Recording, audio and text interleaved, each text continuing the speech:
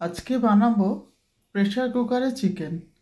সাধারণত আমি কড়াতেই চিকেন বানিয়ে থাকি, কিন্তু আজকে চিকেনটা একটু অন্যরকম করে বানাবো, খুব সিম্পল এবং প্রেসার কুকারে বানাবো। তো চলো দেখাই কীরকমভাবে আজকে প্রেসার কুকারে চিকেন করি। তো এর জন্য নিয়ে নিয়েছি একটা প্যানের মধ্যে সর্ষের তেল দিয়ে দিলাম। তো এখানে একটা কথা বলে নিই, যে চিকেনটা আমি বানাবো সেটা একটু স্কিনযুক্ত চিকেন।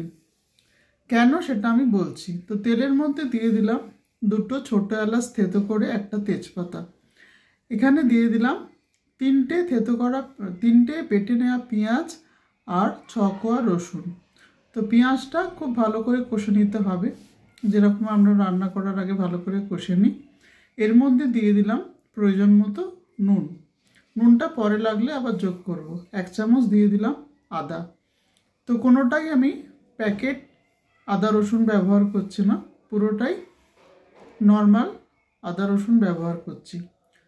তো চিকেনটার ক্ষেত্রে যেটা বলছিলাম, চিকেন মানে মুরগির মাংস এবং হাঁসের মাংস শীতকালের দিকে যদি স্কিনযুক্ত ব্যবহার করা হয় তাহলে সেটা ভীষণ সুস্বাদু হয়। দিয়ে দিলাম কটা গোলমরিচ, আর দিয়ে দেবো 4 চামচ বাটা টমেটো পেস্ট, মানে মিক্সিতে বেটে নেওয়া।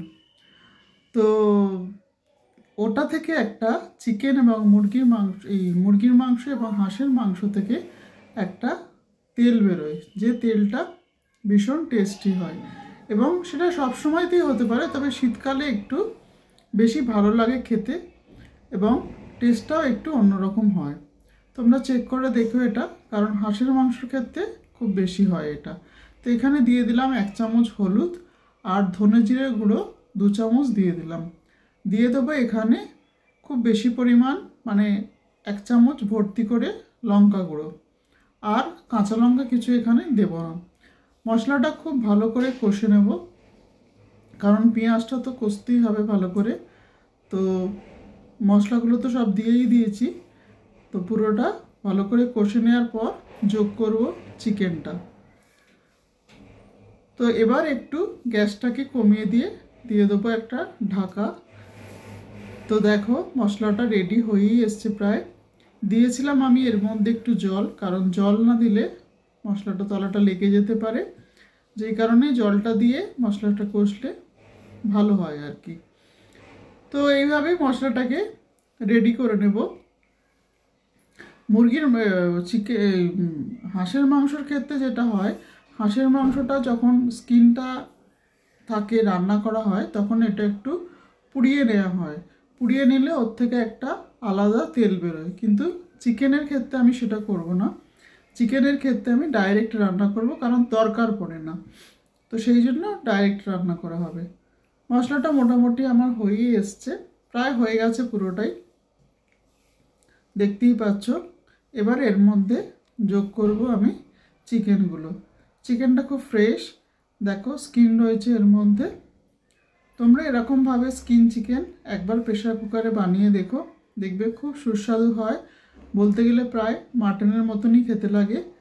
তো সবসময় তো আমরা কড়াতেই করি, কিন্তু প্রেসার কুকারে এই ধরনের চিকেন খুব ভালো করে কষে নিয়ে রান্না করলে তার স্বাদটা একদমই আলাদা হয়।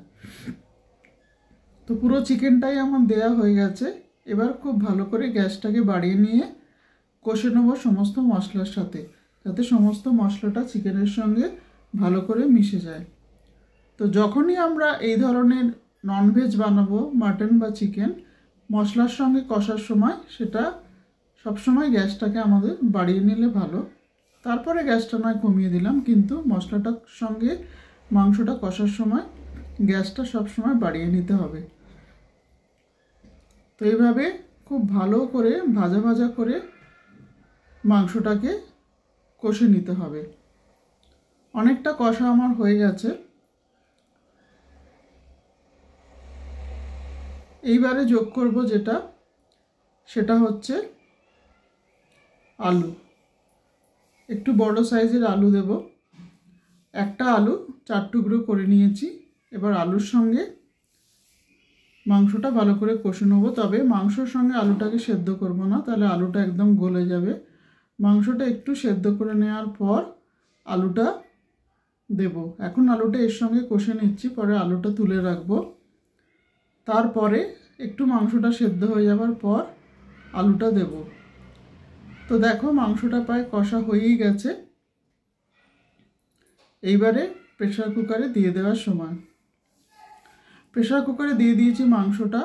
এবার এই গরম জলটা ভালো করে তাওয়ার মধ্যে মশলাটার সঙ্গে মিশিয়ে নিয়ে প্রেসার কুকারে দিয়ে দেবো। একটা সিটির পর দুটো দিয়েছি, এবারে আলুটা এর মধ্যে দিয়ে দিলাম, দিয়ে আরও দুটো সিটি দিয়ে তারপরে তাওয়াতে ঢেলে নেবো, এই কড়াতে প্যানেতে ঢেলে নেবো।